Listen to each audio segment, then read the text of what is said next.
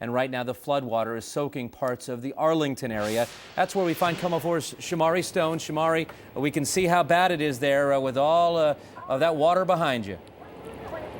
Yeah, it's really bad. I tell you, the northbound off-ramp onto Highway 530 is closed. There's a levee here in the town of Arlington, north of Seattle, and that levee has broken, and all this water is beginning to come here. And I just talked to a state trooper, and he tells me that more water is expected to come here. It could be as much as 5 inches. My photographer could move right over here. You can see that is the town of Arlington over there. People cannot go into that town from the northbound side. They're going to have to go on the southbound side. And if you could come right back over here, take a look at this, you guys. These are mailboxes. There's actually mail in here, and you can see how deep it is. A lot of folks won't be able to come here and get their mail. This flooding is very serious out here. The highway is surrounded by water near I-5. I'm standing in it, and I talked to some longtime residents, and they tell me they've never seen anything like this before. I'm in shock. Awe. Laura Anderson is amazed. The Stillaguamish River is overflowing on Highway 530 in Arlington. The water surrounds her and her dog. It's kind of wow. We got water forming in the parking lot over there. We got water coming over the road. Heavy rainfall pounded the river, flooding gas stations, roads, and swallowing cars. Anderson's son lives on the other side of the water. I hope he's okay. I just talked to his girlfriend.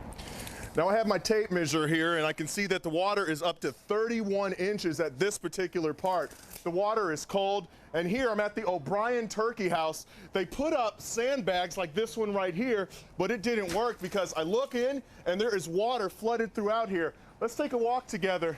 You can look at this newspaper stand, and the water is almost up to this level. Coming up here, it continues to rise, and residents say they've never seen anything like this. Even the state troopers say it's historic. This is a major incident for the state of Washington. These are historic flood proportions, especially for this river. I haven't seen it like this in over 20 years. Oh, how times have changed. You know, I want to be a part of the Polar Bear Club, but this is a little ridiculous. I'm now here at a gas station. You can see this is 89. A lot of folks aren't coming to this place. State troopers have evacuated this gas station, evacuated restaurants out here. It's a mess out here in Arlington. A lot of residents are trying to get home. They're going to have to go on the southbound side.